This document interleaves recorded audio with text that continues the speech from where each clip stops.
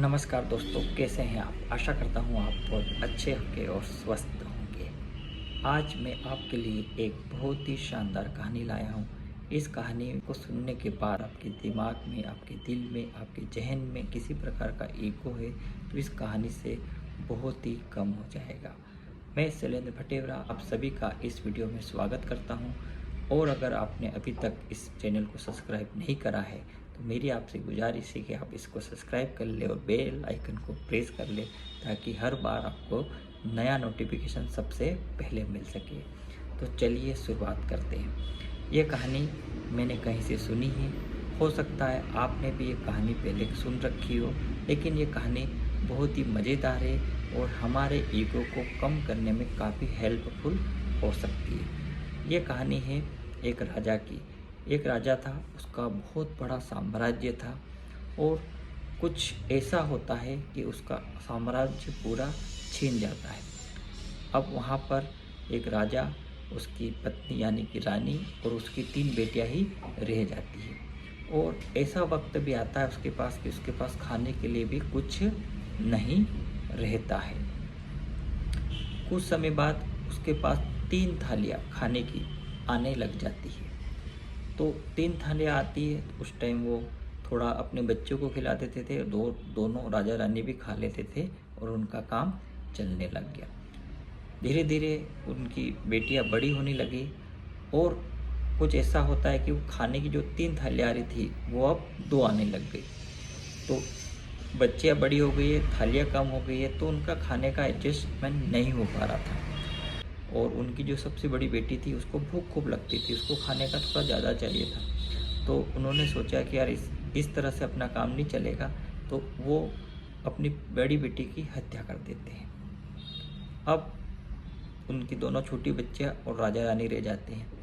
तो धीरे धीरे वो जो 2 थालियाँ आ रही थी वो एक में कन्वर्ट हो जाती है, यानी कि अब उनकी एक थाली ही आने लग गई।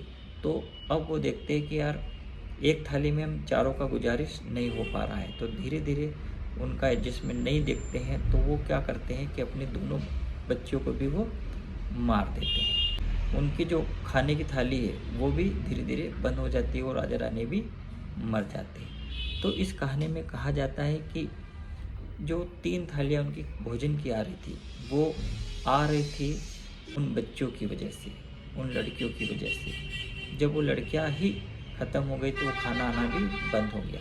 तो इस कहानी का मोरल ये है कि आज जो कुछ भी हमारे पास है, चाहे किसी प्रकार का भी हम सुख भोग रहे हैं, वो किसी न किसी की कर्मों का फल है। कहीं कहीं ना कोई हमारी हेल्प कर रहा है। तो अगर हम ये सोचेंगे कि मेरी वजह से सब कुछ हो रहा है तो ये गलत है। इस ईगो को हमें ख़त्म करने में कहानी हेल्प करती है। हमारे पास जो कुछ भी है वो किसी न किसी वजह से है, किसी न किसी दुआओं का फल है, कर्मों का फल है। तो हमें हमेशा ऊपर वाले का थैंकफुल रहना चाहिए और जो कुछ भी हमारे पास है उसका आनंद ले, मज़े में रहे, मस्त में रहे और लोगों की हेल्प करते रहे। क्योंकि जो कुछ भी हम प्राप्त है वो कोई ना कोई हमें किसी न किसी रूप में दे रहा है, तो उसका एंजॉय करें।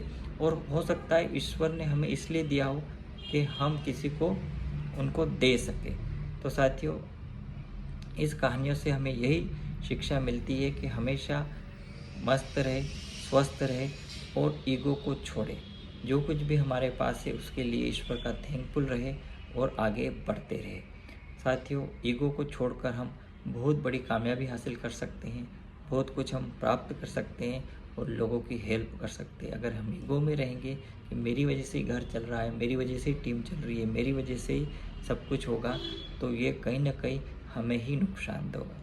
तो उम्मीद करता हूँ ये कहानी आपको बहुत अच्छी लगी होगी और आप जब भी आपके जीवन में ईगो आए इस कहानी को याद कीजिएगा और अपने ईगो को छोड़कर लोगों की मदद कीजिएगा, लोगों के साथ अच्छा व्यवहार कीजिएगा और सफल बनिए रहिएगा।